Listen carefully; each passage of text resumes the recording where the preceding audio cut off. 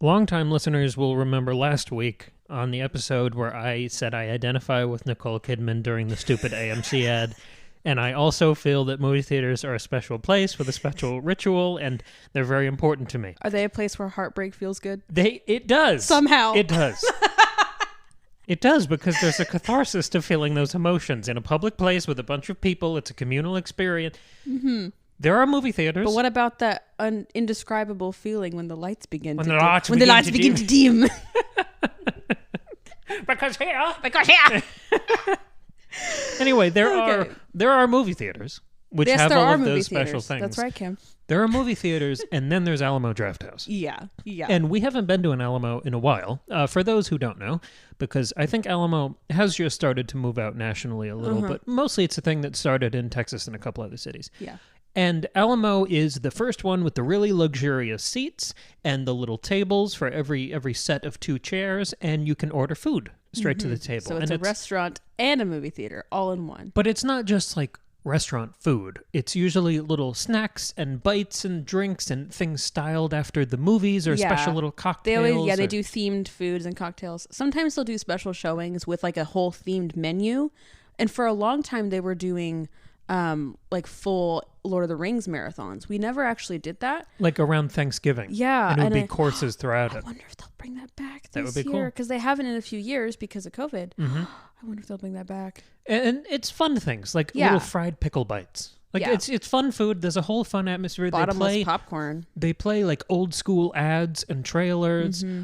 It's just a really, really charming place. And I really love it. And if you love movies, this is your theater. It's such a celebration of all of that. It's such a happy environment. Anyway, we haven't been to one of those in a while. And we got to go back to one this last week for a late night showing of Terrifier 2. Oh my God. It was so good. I saw the original Terrifier a couple years ago, and I don't think I didn't have quite the refined horror palette that I do now. So I hadn't really seen anything that was that micro budget. I didn't have the taste for really radical, gross out, extreme horror stuff. So I didn't really know what to do with it. My brain didn't really process it.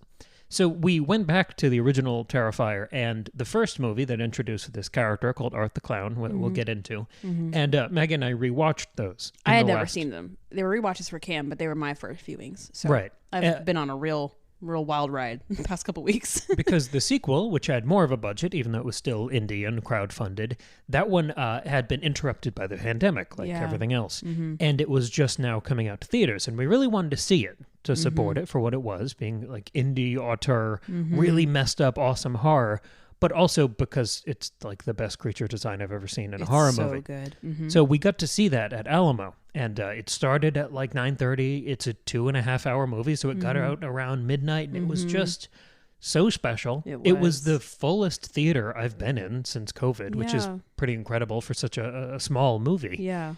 And it was just a joyous, joyous experience. It was so fun. And we're going to talk about the particulars of those 3 movies, All Hallows Eve, Terrifier 1, and then Terrifier 2. But first, I want to sort of set the stage and talk about the franchise and what it means and why these things are so special. We wanted to zoom out and talk about Art the Clown in general. Yeah, and we're gonna spoil the movies, but at the end is kind of that what we're planning on. I've tried to avoid spoilers at all because basically I want you to go see this thing. It's in theaters again this weekend. It was supposed to be in theaters for one weekend, like the first weekend of the month. That was the deal it got. And it has done so incredibly well that they got that second weekend where we saw it, and now they got a third one.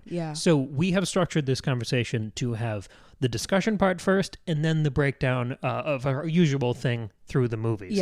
Because I want to sell you on this thing so you go buy tickets this second. Exactly. It is the most fun you'll have in a theater with an audience, with an inspired vision of one guy up there on the screen. It's an incredible time. So we want you to go see the thing and then come back for our discussion. So we kind of push that stuff to the back. Exactly. Yeah. If we do spoil anything, it'll be at the end. I'll also say, if you're here and you're confused and wondering where the fuck our Witcher episode is, don't worry. It's next week. As a reminder, we're doing every other Friday we're doing the Witcher chapters. We're still going through the books. We're on Baptism of Fire right now. But on these alternate Fridays, we're doing just fun ideas-based episodes. Or today's is kind of special because it's about an idea, but it's also about certain movies. But yeah, anyway. It's a discussion about this character and this phenomenon that has become these movies. Yeah, but so we'll be back next Friday for The Witcher if you're confused. Yes, Baptism of Fire, Chapter 2. Yeah.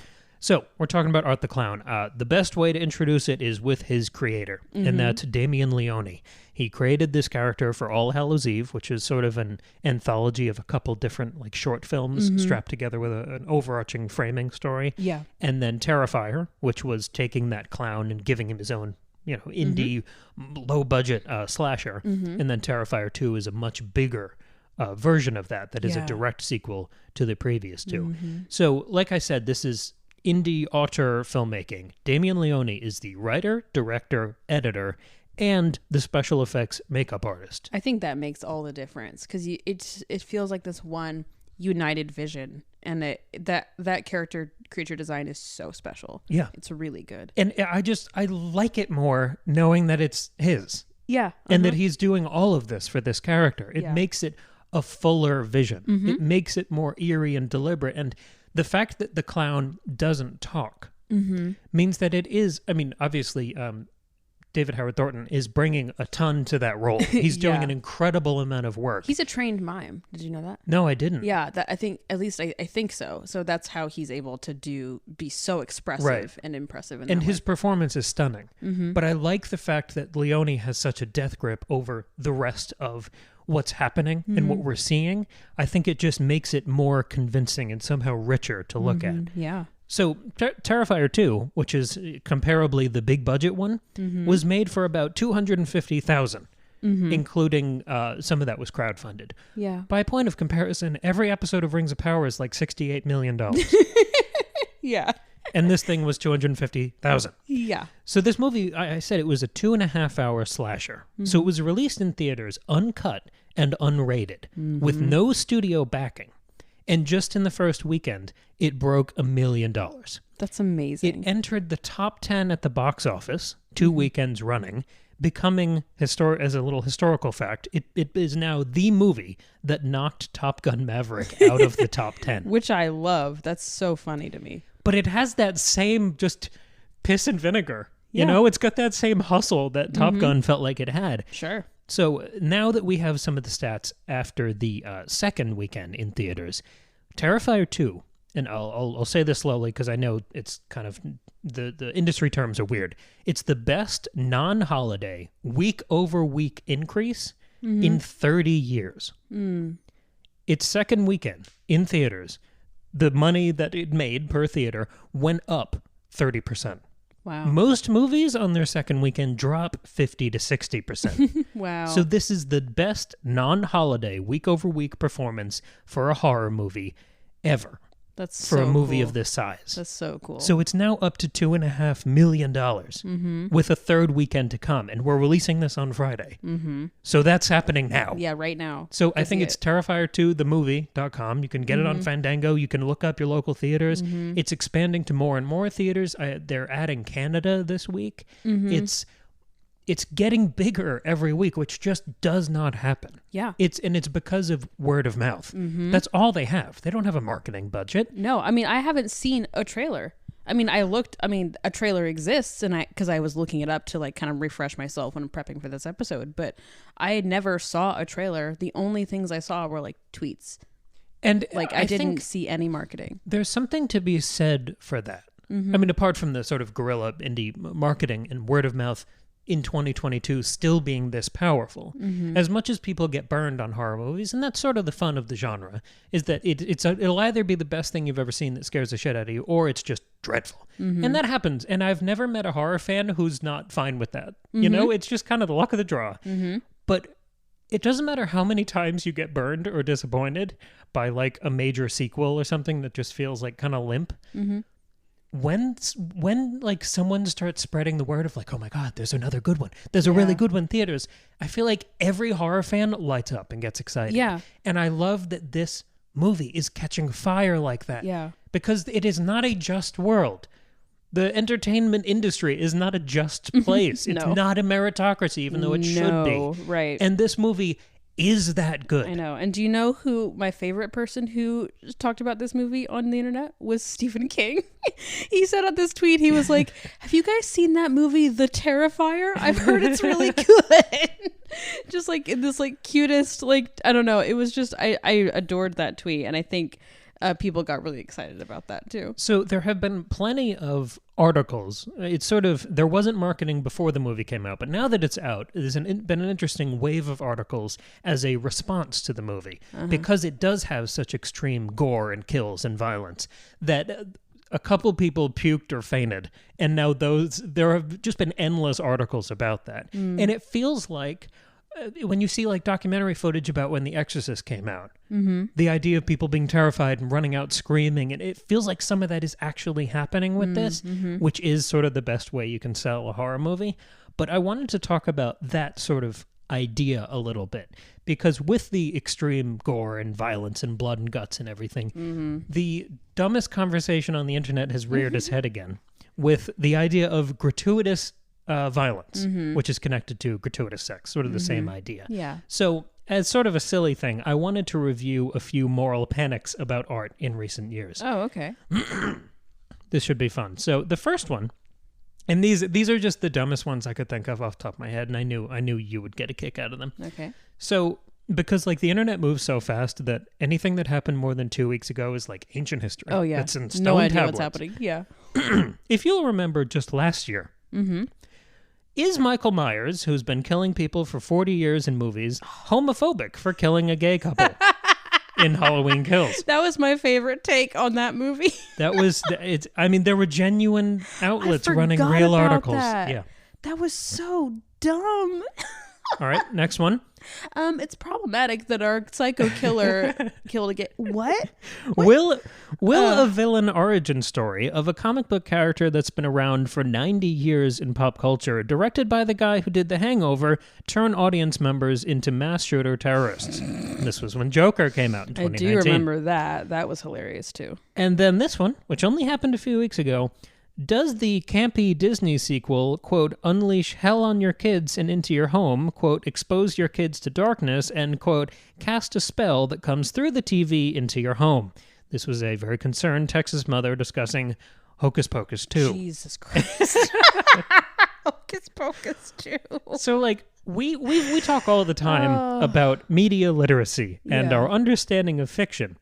And these things are at an all-time low, Oh, yeah, right? for sure. Because these movies are movies. And the obvious answer to all of those questions is no. Like but I want to point out that it's particularly ridiculous to have those concerns about those movies because those are all multi-million-dollar establishment mainstream movies to the point of being published by Disney. And there's really nothing that's ever going to be threatening or dangerous about any of those franchises. No, of course not. They're too sanded over.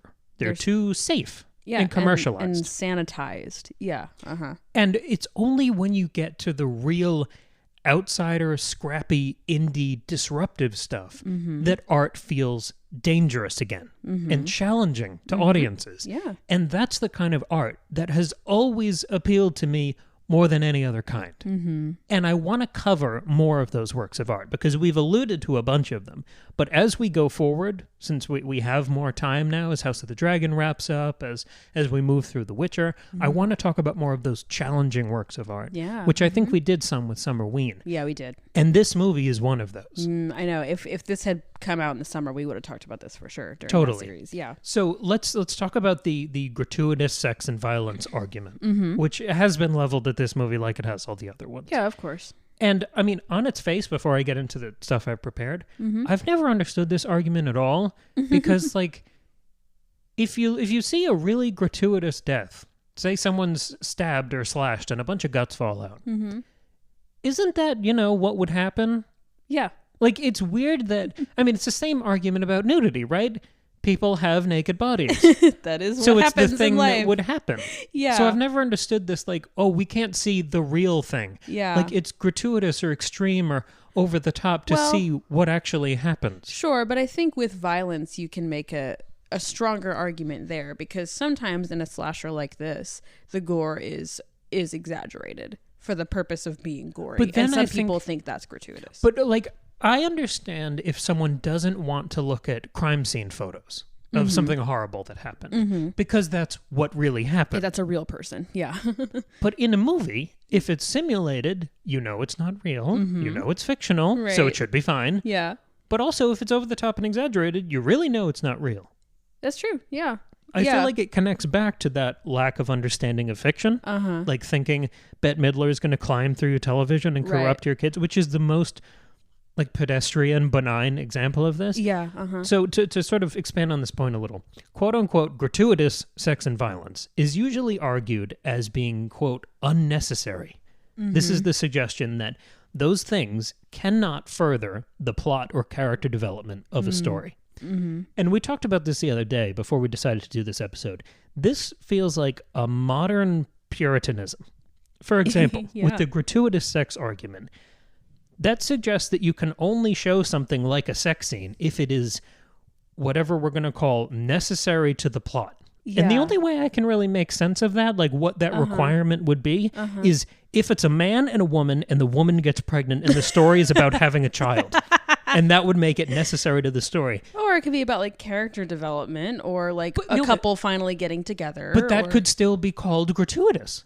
Unless it's strictly necessary to the plot. Well, that's the thing, is that all of it could be gratuitous, because even if it's the pregnancy thing, you can just imply that they had sex. You can do the fade to black. But that idea of it being necessary to the plot, this like strict kind of Puritan limitation on what's shown, it implies such a ludicrous view of sex, if not anything else. Sure. Like, what about sex for pleasure? What about showing vulnerability, intimacy, an emotional dynamic?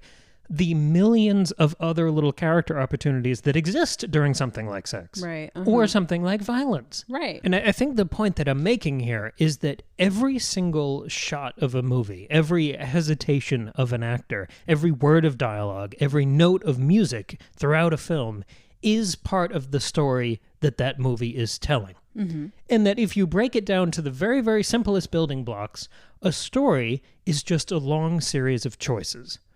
I think I realized that on the third book I wrote, that like looking at the finished product, I was holding it in my hand, the draft of it. It's like, this is just a series of choices, or ideally a series of good ideas. Right.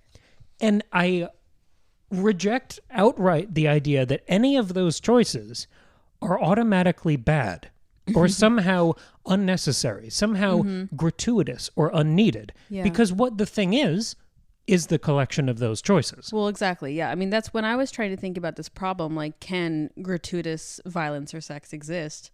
I don't think so, because gratuitous means lacking good reason.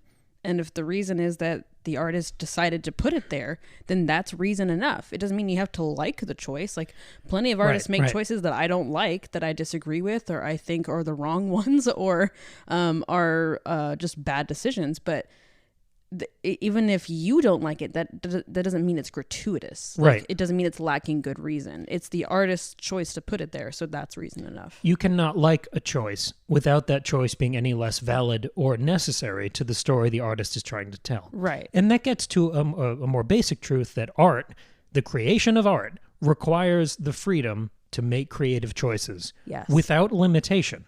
And the solution to this, every time it comes up, because there are plenty of other examples besides sort of the silly ones I pulled from, the solution is always, if you don't like it, watch something else and change the channel. Yeah. But that's not what happens. There's something in people that it's not just, I don't like that thing over there, so I'm going to ignore it. Yeah. There's this thing, and this is, I think, when you walk across the tripwire and the grenade goes off, where that thing can't exist. Other people can't like it. That thing can't be out there because it's bad or corrupting or corrosive or evil or satanic or whatever new like bullshit boogeyman term is thrown out there. And so instead of just people changing the channel and watching something else that they like more, instead we see boycott campaigns and witch hunts and creators who make things that are deviant or different or alternative, they are themselves branded evil or deviant. Right. Yeah. Or unsafe. Yeah, like why would they want to show this? Or Like, suspicious. Like, who thinks of that stuff? yeah, ew, yeah, And right. this happens in horror. And I think the net effect of it is studios don't greenlight anything that might be offensive to people. Yeah. Mm-hmm.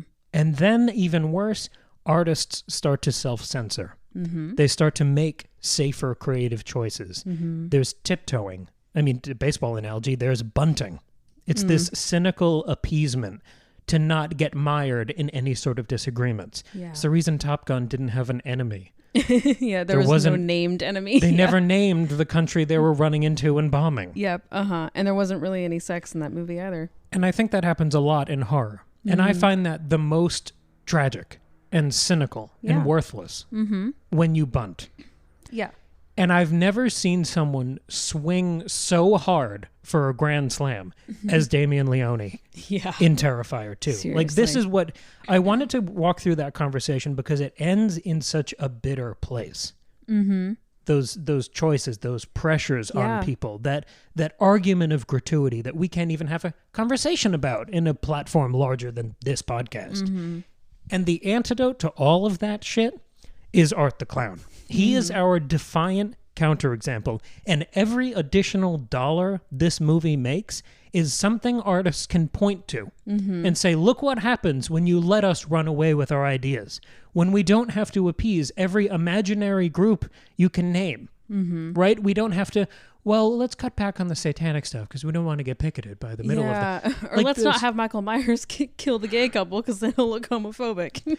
And art is sprinting so far in the other direction that it becomes this catalyst that other artists can point to as a success story that might be the thing that convinces an executive or convinces some sort of distributor where we can get more art like this. It's so important when something blows through that ceiling. Right. Because it becomes the beacon for everyone after that. Yeah. And Art the Clown is so joyful in what he does. He is a silent lunatic who slices and dices through just about everyone you can imagine in ways that you probably couldn't imagine. Right.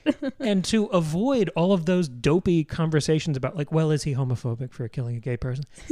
There is no motive at all. No. He just likes it. He's just having a good time. He like paints the walls with blood and poop, and he kills people and cuts them apart and does all sorts of things. Yep. And he's just laughing the whole time. Yeah. It's because he's and it's because he's so deliriously evil. Yeah. There's no moment of hesitation of like, well, did he have a bad childhood? Yeah. Do you think that's why he's here? Yeah, there's none of that. He's just shocking and wild. He takes your breath away. Right. There's no hesitation at all. And making people puke and pass out and run screaming out of theaters, it's just the solution to moral panics and safe choices and hand-wringing and appeasement. You turn into the skid. You double down. You sprint in the wrong direction. And with this success, we're blazing through that open road for artists and in general, beyond horror, beyond movies, artistic expression. I think the reason I didn't want to just talk about Terrifier 2 or 1 or All Hallows Eve is that it's Art the Clown who has become this mascot, right? This champion, and almost in the current culture, in the current mainstream streaming culture, he is the reckoning. And I don't think his name is a coincidence. Because this sort of rabid freedom and restless creativity and absolutely no limits, not even acknowledging that there are limits or that there could be people who don't like it.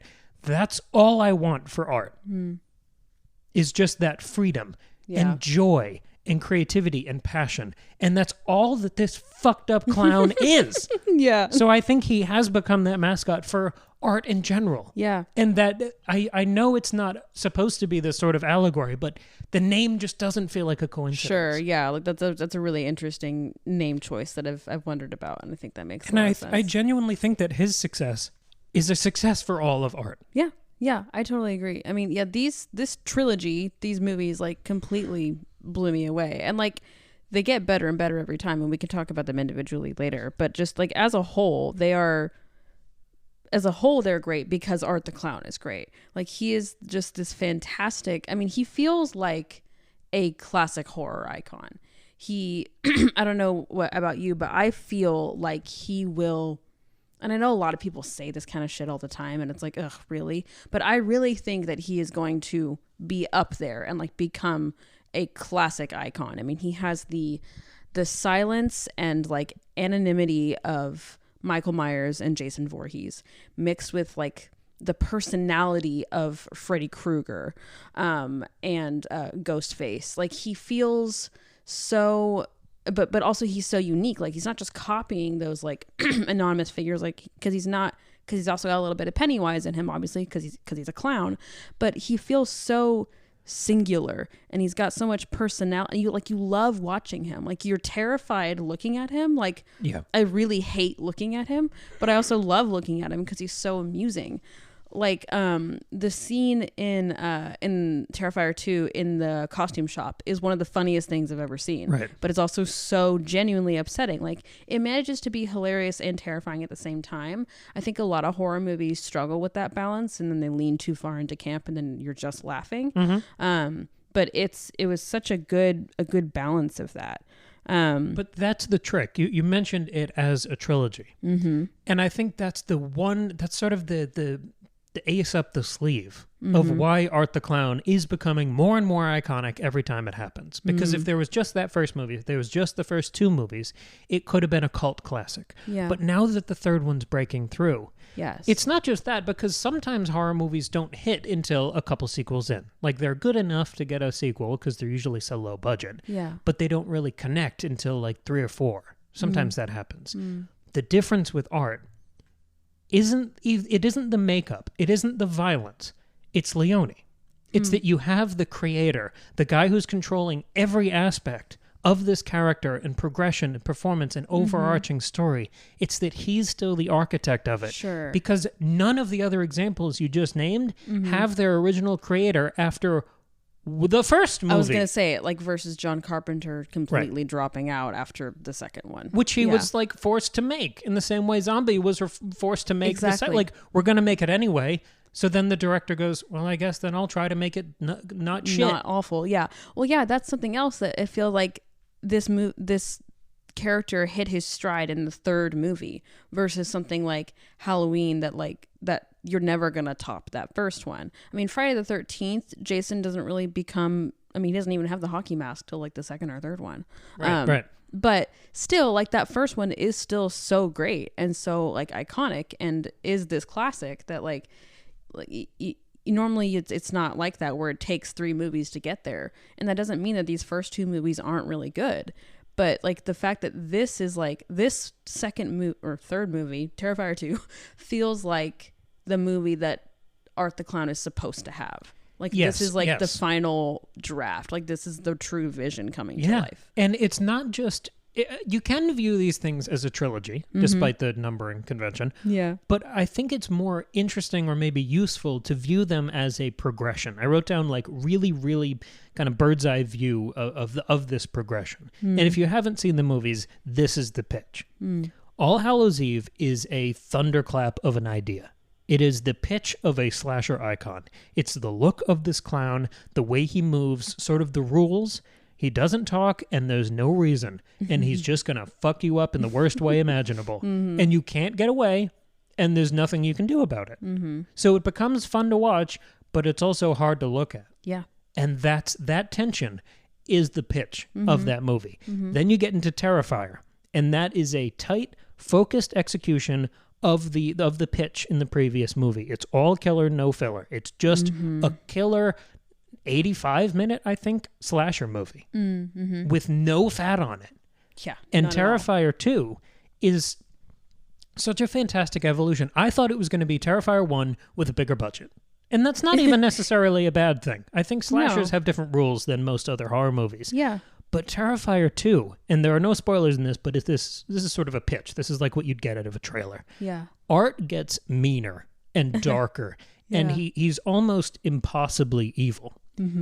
So what Leone does is add in a flash of light, a challenge that never undermines how fucked up Art looks or is. And they grow together. You get a hero you can root for, and you get an evil character. Yeah. They share the screen, but they also share your attention. that like unblinking thing you have when the clown is on the screen that you can't look away because what if he comes to the screen and kills you? Yeah. That investment that you have, that magnetism, you get that in the good character somehow. I was going to say, I think that's one thing that really elevates Terrifier 2 compared to the others is this incredibly compelling protagonist and performance from the actress. Without softening the consequence, the horror, the brutality of it. If anything, this one is 10 times grosser and more shocking than either of the other movies. Well, and it makes all of it feel worse because you care so deeply about these characters versus the first one. Like in Terrifier, you're like, you don't look at a woman on screen and want her to die, but like you kind of don't care that much. You're like, oh, that sucks. Like they're almost Tara, satirical. Like Tara is like fine as a protagonist. She's just, she's a slasher final girl. Like, okay, she's fine. But Sienna in this one was just so fantastic. You want to talk about her for a minute? Yeah, just her story was so interesting. The performance was great. She was such a good, we talk a lot about, especially when we were watching the Witcher Netflix series, we talked a lot about how to write a strong female character and how poorly a lot of people do it. Sienna was incredibly brave and smart and independent and like feminine. Yeah, but she wasn't like so headstrong that she's just an asshole. Like she was a real person and she was a teenager. She was a teenager who had this hobby of like making cosplay costumes and like really cared about her dad and has a weird messy relationship with her brother and her mom and her friends and has panic attacks sometimes and is like trying to deal with the trauma of stuff that happened with her dad. But also she lies to her mom about the party she's going to and she drinks and pretends she doesn't. And, but then when all the things start to happen, she is absolutely terrified as anybody would be, especially a teenager, a child. Right. But she's also like so determined and I don't want to give too much away, but you understand her motivations completely and you are so on board with her and you are rooting for her so much throughout the whole movie. She's just fantastic. Yeah, this was I think the most interesting part of my notes to write because it felt so different from how I feel about every other character in the position Sienna is in.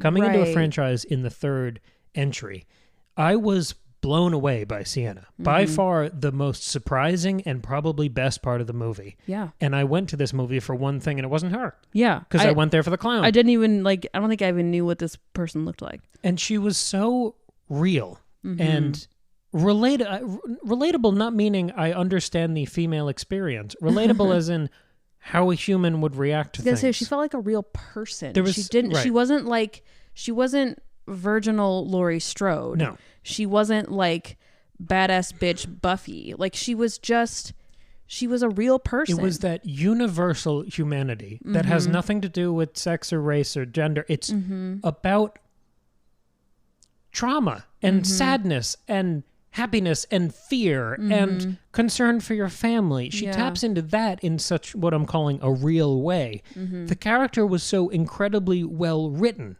and well acted, so believable. The responses were so believable. There's sort of that archetype of, oh, let's go into the rusty barn. He won't find us there. Like the stupid characters in horror movies. And she was so not stupid, but she was also so emotionally intelligent and contradictory. But she also wasn't like way smarter than all of her friends and Sienna, why are you always studying? Like you should come party with us. Right. Like it was nothing like that. There was none of that. There were no stereotypical. archetypes. She was just charming and incredibly well acted. Yeah. Like you said, she was feminine. She was strong. She was resilient. And that means that's a different thing than strong. Yeah. Because strong can be every time you walk into a scene, someone else says, wow, she's so good at everything she does. Yeah. Ugh, I hate Which that. is like there's nothing to invest in there. No, right? And if that's they're not perfect what or a flawless. person is like. Exactly. Yeah. But it reminded me a little bit of why I liked Top Gun Maverick. Because I think Maverick was not a normal protagonist either. He was way more resilient than he was traditionally strong. Sure. He lost almost every interaction until the end. He was beaten down and rejected at almost every turn. That's true. And his whole thing was just getting up again and doing the next thing. And that's what Sienna does. And I don't know why that's so rare to see for a woman on screen, that they're written as resilient. I mean, you mentioned this, and we talked about it with The Witcher, but that trend of writing them as strong, meaning invincible and not facing hardship. And just masculine. It feels like such a like condescending kid gloves thing. Like, well, if we put the woman in a bad situation, then we're sexist because we're saying they can be in bad situations or be weak or fail. Yeah. But there's no humanity in a character who doesn't make mistakes. Right. Exactly. And it was just such a charming performance. I did not expect, like you said with the first Terrifier, I expected it to just be characters in a slasher movie. They're going to die. You feel kind of bad. Yeah. I fell in love with Sienna. Totally. I was rooting for her so hard. It created this incredible, rare, magical twist for a horror movie where you show up for art. You show up for over-the-top gore. But by the end of the movie, you are hopelessly invested in this new character. Totally. It never happens for me. No. That never ever happens for me, especially in a third entry in a franchise. Yeah. Compared to like other recent horror sequels where the focus is on a new character exclusively and you never see the person you showed up there for. Yep. And that only feels frustrating. And they've rewritten your final girl as this weird idiot woman. And the entire marketing was about the character you show up for, and then they have like cameos. Yeah. And your main character says, what line did she say? Like, show grief your tits or something. But this new dynamic is so refreshing and exciting because it doesn't make art weaker. And that's what you'd think would happen, right? You care about this girl and you care about her family, so the clown can't kill them all off. Yeah. No spoilers, but things don't go well. Yeah. You have an exceptional hero and an exceptional evil, and it heightens both of them. You have Sienna versus Art. You have two magnetic characters. They're polar opposites, but you can't look away from that tension. It's like trying to push magnets together. Right. As the story bounces between them faster and faster, their energy just crackles on the screen, and that finale is just spectacular. It is. I think another thing that is really that the movie benefits from by having this great central character is that it grounds you more. I feel like with each movie in this franchise, it's become more and more grounded. Even though, I mean, there's a supernatural quality to Art, which is revealed in the very first movie. Like, that's not a spoiler. So, but he still feels more and more real as the story goes on, because you are so invested in this character. You're not just looking at it from a distance. Like in Terrifier, or even and especially in Hallow's Eve, it is arm's length. Like there are layers of separation between you and the people that Art is killing. And so you're like, oh, that's like fucked up and scary and gross and wow, how awful. But like, again, in the first movie, you're like, in Terrifier 1, you're like, oh, that sucks that these people, oh no, I like that guy, he dies, whatever. And then in this one, in Terrifier 2, you so don't want any of these characters to die because they feel like real people and you like care about them as individuals, and it's much more horrifying. You're not just on the roller coaster ride where you're safe, you're on the tracks, and you know there aren't going to be any surprises. You mentioned the Laurie Strode thing and the virginal final girl and all of those expectations and obvious, I mean, just sort of tropes that you can settle into, gives you a general framework to write around, and the story just kind of falls out of you. Yeah. I never felt safe for a second. No. I didn't have expectations. No. I was surprised and impressed and shocked and just magnetized to the screen for 2.5 hours. I've never seen a slasher longer than like 90 minutes. I don't know if they've ever been made longer than 90 minutes. This thing was 2 hours and 18 minutes, a full hour longer than either of the previous two entries. Yeah. And I am not bullshitting. This thing felt exactly as long as the other ones. It flowed perfectly and naturally. It had enough story to fill out that runtime. And when the lights went up and I stood up, it's like, that was a great 90-minute horror movie. That was just a solid horror movie. Yeah. And I had to remind myself that it was an extra hour that I was sitting there. Right.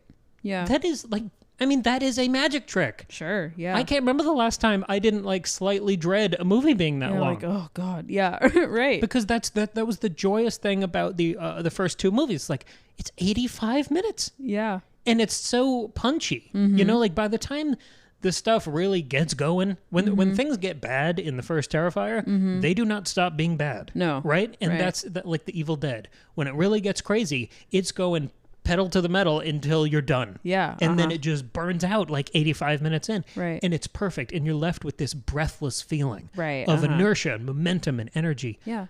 I don't know how you keep that up for 2 hours and 18 minutes. It Through was a so compelling special. character. That's what it is. It's all in the character work with Sienna and the people she knows. So do you want to talk about the movies a little bit individually? Sure. Yeah, right, so that's fine. We can go in any order. Well, let's start with All Hallows Eve. Let's go from there. So All Hallows Eve is a collection of shorts with different characters. Art is one of them. There's also a really freaky, cool alien who moves in this... Like, the movement is the most interesting part of the character. Like Art, his background is not explained. You don't really get those behind-the-scenes little details. Right. But the way he moves and the weird, like, pipes connecting his head and his body, and it's such a weird... physical feels like a stage performance that as much as it was it wasn't as strong as the Art the Clown segment, right? Which is why I think he becomes the breakout character. It was still something I've never really seen in horror. Yeah, and I was very gripped by it. Yeah. I mean because the premise is like it's this woman babysitting these kids on Halloween. And then they bring home this like weird videotape that they found, and they got in their trick-or-treat bags. And they watch it, and it's like these 3 stories. And Art the Clown is present in all of them, but he's kind of there in the first one. He's barely there in the second one, which is the alien one, and then he is very much there in the third one. And then he shows up, right? Yeah. But so yeah, I mean, it was an interesting idea for a movie. I like that it was an anthology, but in this meta way where we are also watching a main character watch all 3 of these films. Yeah. And I like that it was just like, I could tell it was like Damien Leone just being like, I want to try out all these different things and like do it all in one movie. And there's something very charming about seeing almost that artistic process of multiple directions that you could go in. Yeah. And you can feel almost his bias developing through the movie because Art is such an instant favorite. He's silent. He's fascinating. I mean, the makeup isn't even fully, like the prosthetics of the face and the jawline, the cheekbones, it isn't fully formed. I was looking up the movie and I looked at some screenshots. It's like, oh, that's not quite where he is by the second movie. Yeah. They haven't even hit the final design, but even that rough draft is so electric. Totally. And I mean, this is a minor spoiler, but at the end of this first movie, we are like, it cements Art as being this supernatural creature. Right. Like, because he's not just a psycho dude dressed up as a clown killing people.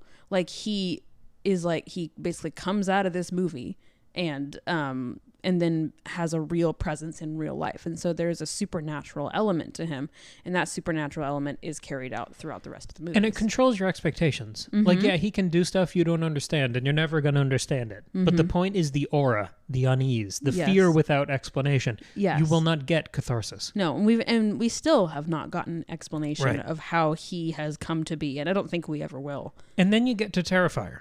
And that is just Art.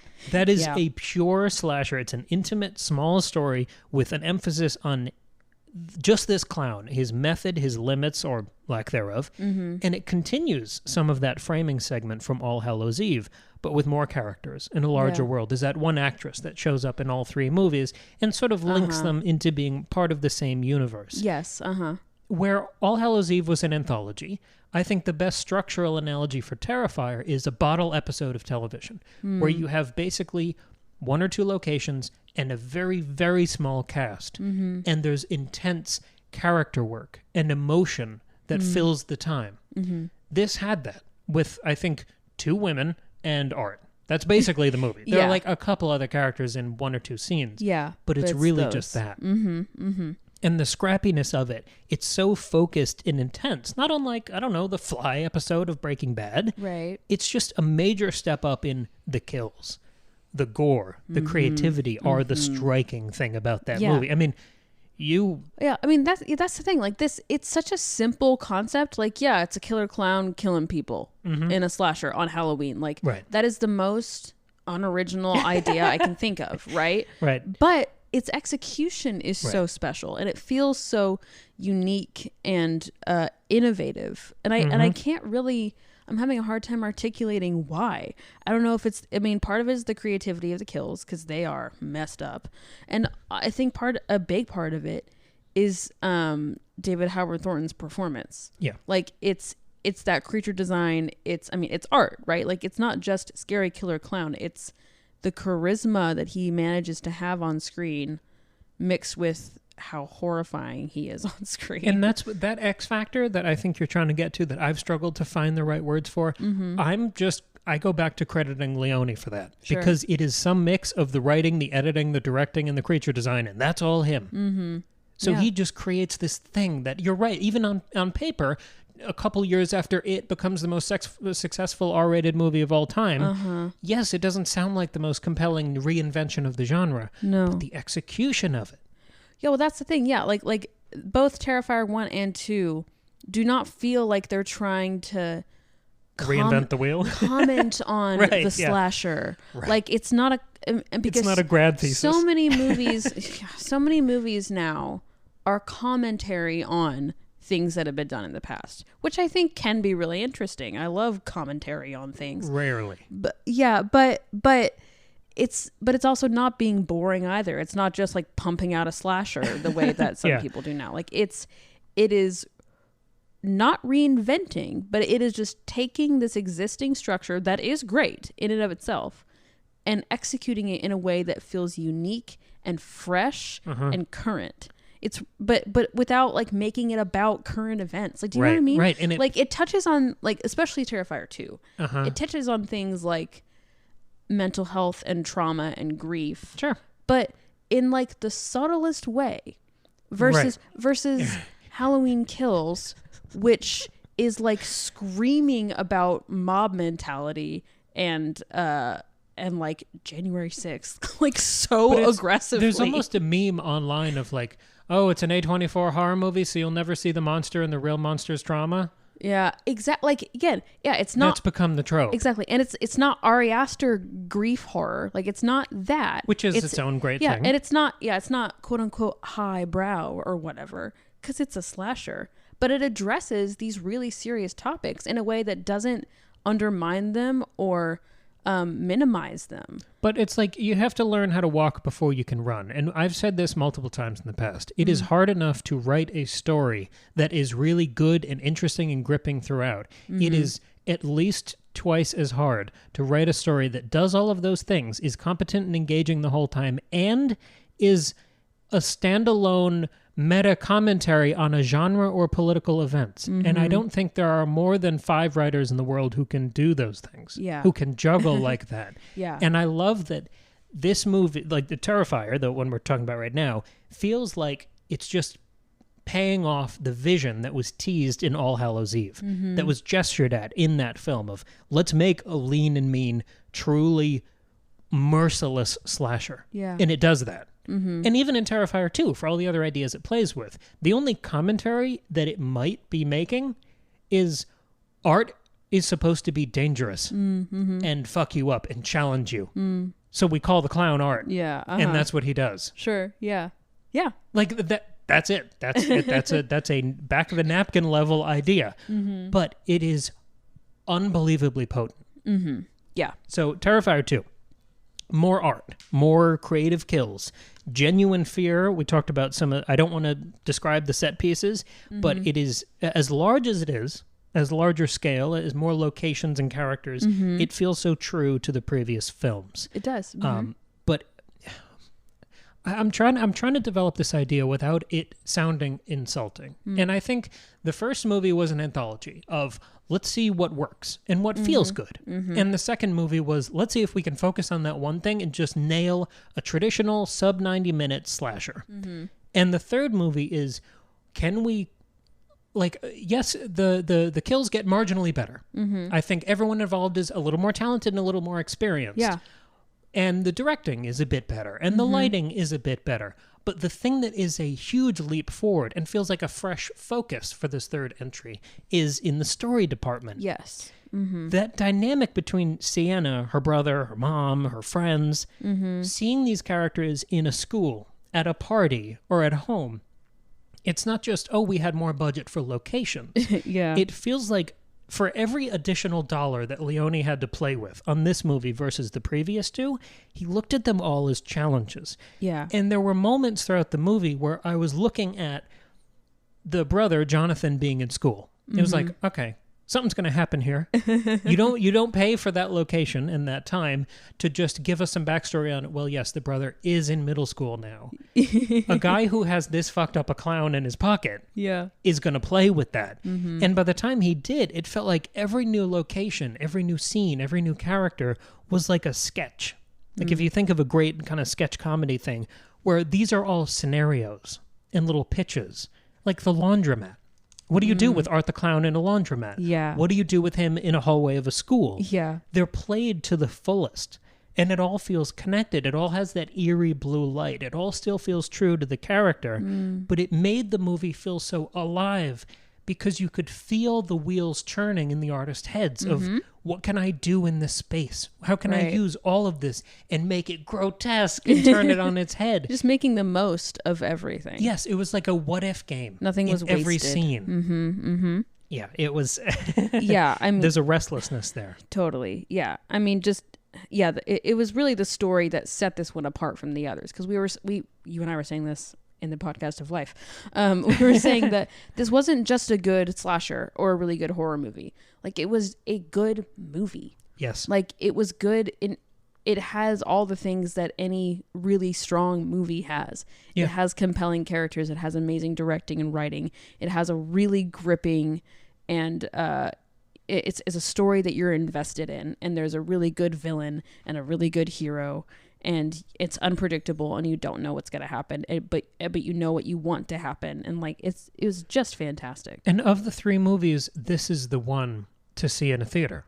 Yeah, as much as I would have liked to have seen the other ones on a big screen, seeing this in a theater at midnight, you get not just the gasps of the gore, which is fantastic gore. Very fun. And especially, this is sort of, there was a little Q&A after the showing we went to. Yeah. There was a little featurette that played. And the one scene that's really messed up gore-wise, it's one of like Art kills someone, then kind of plays with his food for a while. Yeah. That one was right as the COVID shutdown hit. Yeah. So they had so much extra time and delays. And what did Restless Auteur Leone do? He made it better. He added so much extra distorted, nasty just fucked up stuff to that scene. So the finished scene goes so much harder than it would have. There's so much more. It gets so much grosser and complexer, and it feels so much more thought out. Yeah. And I think it's a scene like that where one person might call that gratuitous, but I'm looking at that as like, because it just keeps going, and you're like, dude, she's dead enough. Like, let's calm down. And every additional thing he does to a dead body, is something. You get over that initial shock, and you realize you are learning something about the character. Well, exactly. You are learning the extent of it. To circle back to that original conversation, every moment that seems more and more gratuitous, that seems unnecessary because, like you said, she's already dead, they become character information. Well, exactly. Yeah, I mean, I can't... There's a moment in the first Terrifier that I won't spoil it, but... There's something he does to a body that I cannot get out of my head. And I think if you've seen it, you know what... I mean, well, there are a couple of things. Two, yeah. Well, one of them is just the kill itself, which is horrible. Yeah. But that's pretty gnarly truly kill on the troubling. Yeah. But there's one where the character's already been killed. Oh, yeah. And he does some things. It's a playing with the food moment. It is like so unsettling. But I feel like you understand so much about his character, and not like, oh, did he have a bad relationship with his mom or whatever? It's just, that's not what it is. No. But it's just like, it just hits you. He's just like having fun, and like, that's like what and like, it's so gross. But seeing and this, so unsettling. And it's that you need to go that extra mile. Yes. To like, for it to work. So it's not gratuitous at all. It is an intentional choice. And the stuff he does in Terrifier 2 with this body that we're talking about has an effect on other characters. And so that's part of it as well. Like, it's all intentional. And because he's silent, you don't learn anything about his character or his backstory from words or flashbacks or whatever. All you learn about him is through his actions. So his actions, as gnarly as they are, That's all you have. And you start looking at those with a more critical eye, in addition to just the cool gross out stuff. But what I was saying earlier of seeing this in a theater at midnight, it's not just the gasps of the gore. Yeah. The reason this one is such a triumph of this character, of this idea, of the promise from All Hallows Eve, is that there was also cheering. Yeah. There were laughs. There was heroism during that final fight. There was excitement. There was passion. There was terror. Art being a mime and being goofy during some of the down moments. It was just so fully done. It was so fully realized. It was one guy's brain who's been chewing on this character for like 10 years, and this is it. This is the best version of this story. I couldn't believe how good it was as a movie. Never mind as a third movie. Never mind as a horror movie. This is just a killer work of art. Yeah, and we almost weren't going to see it in theaters because it was limited release, and like we couldn't find it in like the theaters we normally go to. And we were like, well, it's at night, and I don't know if I want to go see a movie about a clown at night. What kind of other weirdos are going to be there? But then we just like decided to do it and like made sure the location was safe and all that. And like, I'm so glad we did. Like, I'm so glad we did. I've noticed this throughout life, and mostly in the past like 10 years. People at horror movies and people at metal shows. The most like visually off-putting collections of people. Like scary. Ooh, right, like alternative, spooky, dangerous, tattoos and Who all are that. these people? Yeah. They're the kindest people. They're so nice. They're the most excited. I have never seen happier concert goers than at metal shows. Yeah. I have never seen more excited and interested and respectful moviegoers than at horror movies. Yeah, right. It's just this was perfect. Yeah. This was just perfect. It was an absolute delight. Yeah. If you are able to, please go see this movie. Totally. Like, even if like it's not your normal theater because it's only in a few, like drive an extra 20 minutes and go see this movie. You can, if you want to start with the other two movies and really watch that progression, All Hallows Eve and Terrifier, they're both, I think you can rent them digitally, but you can also watch them for free with ads, which are pretty minimal, and they kind of just give you a second to collect yourself. Yeah. They're on Tubi, which we've talked about before. It's Tubi. You don't have to make an account. You don't have to do anything. You can just search All Hallows Eve or Terrifier, and you can be watching them in 30 seconds. Yeah, and then you're not giving money to Amazon, so that's nice. Right. But also, those will sell you. Yes. On the story. And then you'll see Terrifier 2, and like us, you will be blown out of the water. Totally, yeah. And you can also, you don't need to see the other two to see Terrifier 2. But there are all these things you're going to catch. Yeah, there are Easter eggs and stuff that it makes it more worthwhile. But if you're just like, I don't have time, I just want to see this movie, that's fine. You can do that. Yes, especially because it's a limited release in theaters. Yeah, yes. Yeah, like go see it. Prioritize seeing it. The other two are like an hour and a half. Yeah. So. I'm just saying, people are. I just wanted to put that. You know out what there. we might do? What? I think we might just put a link to the other two. Let's do that on Tubi in the episode Perfect. description. Yeah, it's down below. And we'll put the link to get tickets to Terrifier 2 in there. Perfect. Ah, you're smart. Yeah, let's do that. So yeah, please go support this movie. This is, I mean, as a work of art, as a horror movie, this thing is just crazy.